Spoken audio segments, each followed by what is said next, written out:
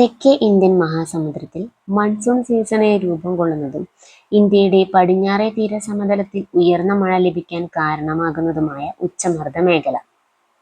Answer option C, Mascarene high. Mascarene ഹൈനെ കുറിച്ചുള്ള കൂടുതൽ ചോദ്യോത്തരങ്ങൾ നമുക്ക് നോക്കാം.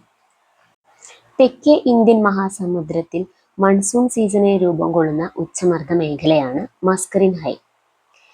തെക്കൻ ഇന്ത്യൻ മഹാസമുദ്രത്തിലെ ഉപോഷ്ണ ഉച്ചമർദ്ദ മേഖലയാണ് മസ്കറിൻ ഹൈ. ഏപ്രിൽ പകുതിയോടെ രൂപപ്പെടുന്ന മസ്കറിൻ ഹൈ ഇന്ത്യയിലെ മൺസൂണിന്റെ തീവ്രത നിർണ്ണയിക്കുന്നതിൽ പ്രധാന പങ്ക് വഹിക്കുന്നുണ്ട്. ഇന്ത്യയുടെ പടിഞ്ഞാറേ തീരസമതലത്തിൽ ഉയർന്ന മഴ ലഭിക്കാൻ കാരണമാകുന്ന ഉച്ചമർദ്ദ മേഖലയാണ് മസ്കറിൻ ഹൈ. മസ്കറിൻ ഹൈ രൂപപ്പെടാൻ കാലതാമസമുണ്ടായാൽ അത് ഇന്ത്യൻ മൺസൂൺ ആരംഭിക്കുന്നത് വൈകാൻ കാരണമാകുന്നു. മസ്കറിൻ ഹൈ ക്രോസ് മധ്യരേഖാ പ്രവാഹത്തിന് കാരണമാകുന്നു.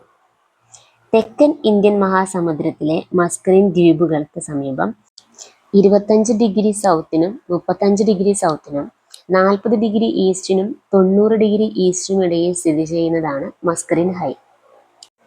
ഇന്ത്യൻ മൺസൂണിന്റെ രൂപീകരണത്തിലും വിതരണത്തിലും പ്രധാന പങ്ക് വഹിക്കുന്ന വായുപ്രവാഹമാണ് സോമാലി ജെറ്റ്. അറബിക്കടലിൽ ഉത്ഭവിച്ച് ഇന്ത്യയിലൂടെ കിഴക്കോട്ട് നീങ്ങുന്ന വായുപ്രവാഹമാണ് സോമാലി ജെറ്റ് സ്ട്രീം. ഉഷ്ണമേഖലാ ലോ ലെവൽ ജെറ്റ് സ്ട്രീമിന് ഉദാഹരണമാണ് സോമാലി ജെറ്റ്.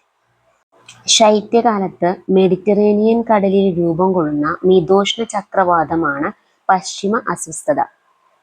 പശ്ചിമ അസ്വസ്ഥത ഇന്ത്യയിൽ അനുഭവപ്പെടാൻ കാരണമാകുന്ന ട്രോപ്പോസ്ഫിയറിലെ വായുപ്രവാഹം അറിയപ്പെടുന്നതാണ് ജെറ്റ് സ്ട്രീംസ് അല്ലെങ്കിൽ ജെറ്റ് പ്രവാഹങ്ങൾ. ശൈത്യകാലത്ത് വിളകൾക്ക് പ്രയോജനകരമായ മഴ ലഭിക്കുന്നതിന് കാരണമാകുന്ന പ്രതിഭാസമാണ് പശ്ചിമ അസ്വസ്ഥത. ശൈത്യകാലത്ത് ഹിമാലയ പർവ്വതഭാഗത്ത് മഞ്ഞുവീഴ്ചയ്ക്ക് കാരണമാകുന്ന ചക്രവാതമാണ് പശ്ചിമ അസ്വസ്ഥത. പശ്ചിമ അസ്വസ്ഥതയോടൊപ്പം ഉണ്ടാകുന്ന ശൈത്യകാല മഴ പ്രാദേശികമായി അറിയപ്പെടുന്നത് മഹാവത് എന്നാണ്. ശൈത്യകാലത്ത് പഞ്ചാബിൽ മഴ ലഭിക്കുന്നതിന് കാരണവും പശ്ചിമ അസ്വസ്ഥതയാണ്.